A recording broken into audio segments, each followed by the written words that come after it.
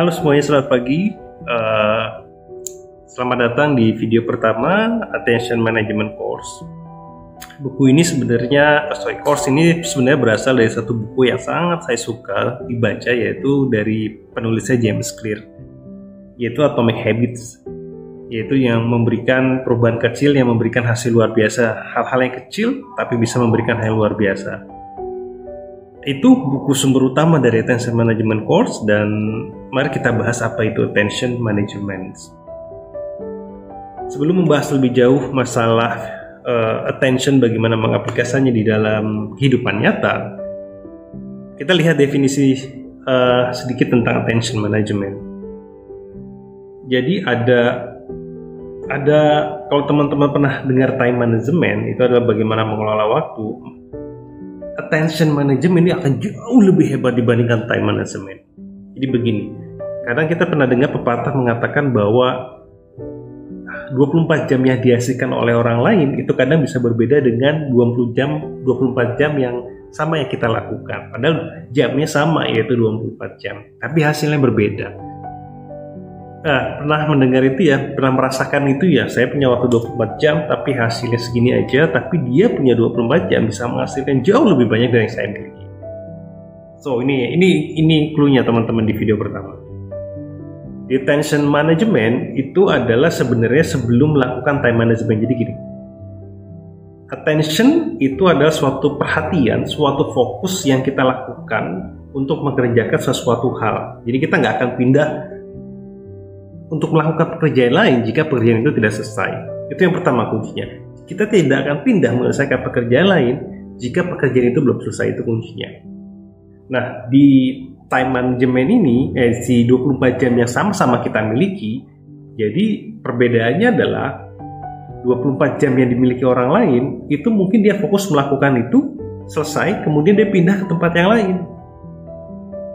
Baru selesai, melakukan lagi yang selesai. Nah, mungkin kita tidak selesai itu suatu pekerjaan atau suatu ide atau suatu ilmu yang sedang kita pelajari. Jadi belum selesai tapi udah berpindah nanggung. Jadi pada suatu saat si nanggung ini akan meminta pertanggungjawaban di lain waktu. Nah, meminta pertanggungjawaban di lain waktu juga akan menyita banyak waktu nanti, karena kita akan mengetres kembali di masa ketika kita mengerjakannya belum selesai.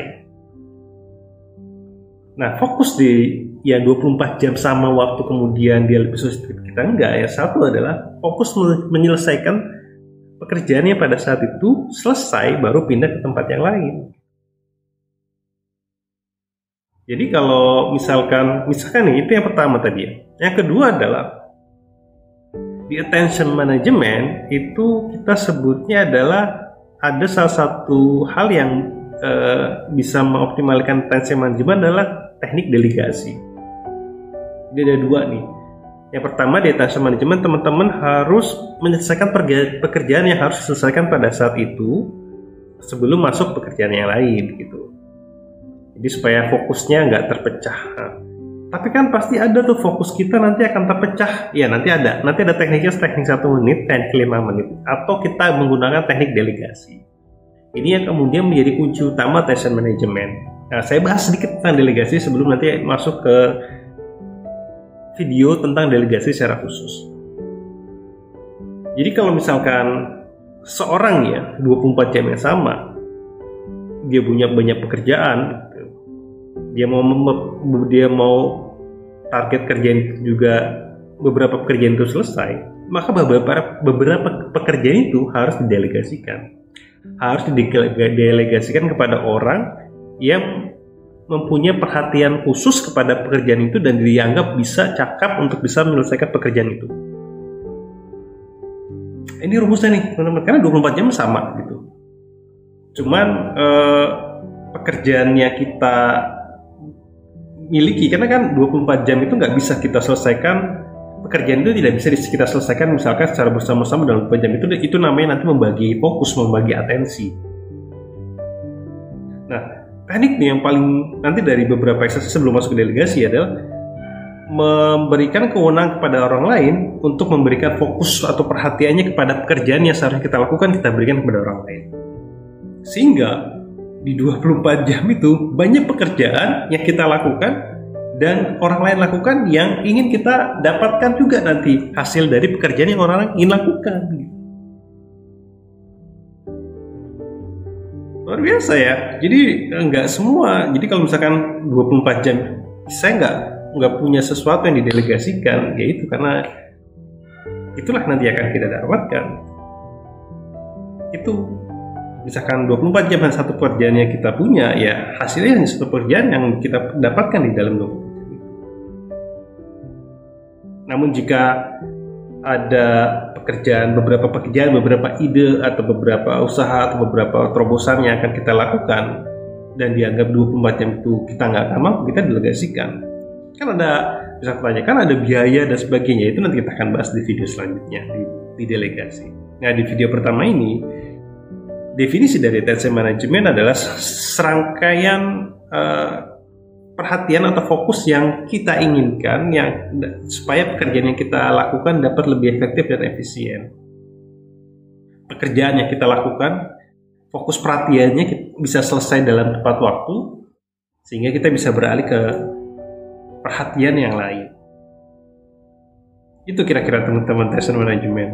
Jadi jauh lebih hebat dibandingkan time management. Jika teman-teman bisa attention, bisa atansi, bisa fokus, bisa perhatian untuk bisa mengatur ritme dari pekerjaan atau perhatian yang ada, maka waktunya time management itu akan ngikut di attensi.